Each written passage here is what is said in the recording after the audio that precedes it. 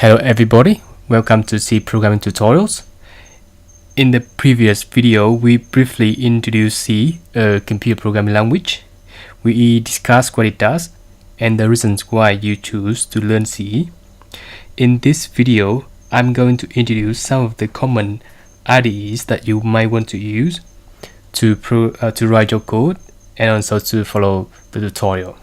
So first, we need to understand what is IDE. Okay, so basically IDE stands for Integrated Development Environment.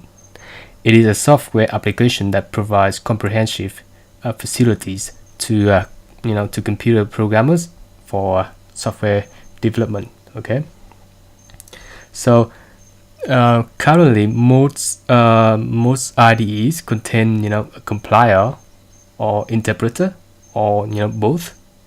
So there are many of them out there, and then I have a list of the common ones here, and then I'll talk about it. Okay, so here I have 4 different IDEs here. The first one is Visual Studio. This is very common one, especially for those who are programming on a PC. So the latest version of Visual Studio is 2015. So you can before they have the Visual Studio Express version, but now they change it to the community version 1. Okay, so you can download community 2015, and you can install that on your computer. And just make sure that this is the computer, the PC IDE, so you cannot install it on a Mac. So there's another option for you to install an IDE onto your Mac. So one of those could be Eclipse. So if you want to download this one, you just click that one, and then it will take you to to where you can download. So you can go with Mac if you are running on Mac, or if you're running Windows, you can select the which version of your Windows you're gonna go with. Okay, so another common one is code blocks. So this one is available on both PC and Mac, so you can also install that one. This one on your PC, or also you can install it on your Mac. Okay, so what you can do here is you can you go to the downloads downloads link here, and you click on that one, and then you choose the binary release one. Okay, once you click on here, it will take you to to the download link, and then you can choose which version you want to go with. Okay, you can either go with a PC version, or you can also go with Mac or Linux or whatever. Okay, so another one is code line. This is another cross-platform one. You can install this one on your PC or your Mac.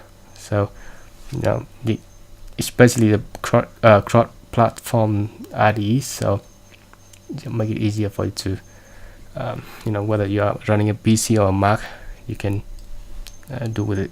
Okay,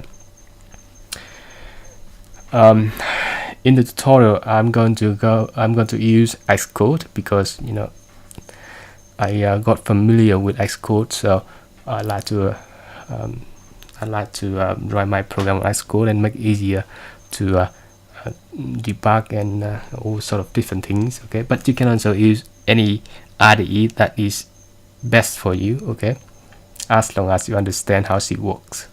Okay, so so that's basically it. Another thing I want to mention here is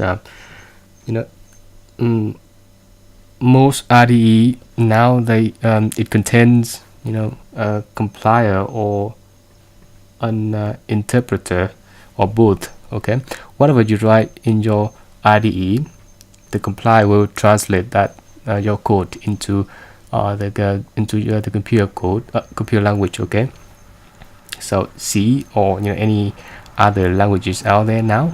They are all, or not all, but most of them are high-level language. Okay. So in the computer language, it is it is basically binary numbers, which is 0 and 1s and so on. So when the compiler convert that one into the the computer language, it will convert the high-level language to the binary numbers. Okay, so we need an IDE here, so we can compile our code. Okay, so that's basically it. But if just choose the IDE that you you think that it is best for you, as long as you understand how C works. Okay. But another thing I want to mention here is, if you are programming on Visual Studio, just to take notice that there are some there are a number of different functions in Visual Studio. For example, when you create a new console application, what Visual Studio do is it uses a C++ library. Okay, so instead of it includes the standard input output library, it will include the something like stdafx.hit. So that's the C++ library, actually the Visual Studio library anyway. Okay, so there are a number of different functions in there. So if you are following with my tutorials, I will talk about the differences between those. Okay, so once again, thank you for tuning to my video, and I'll see you next tutorial.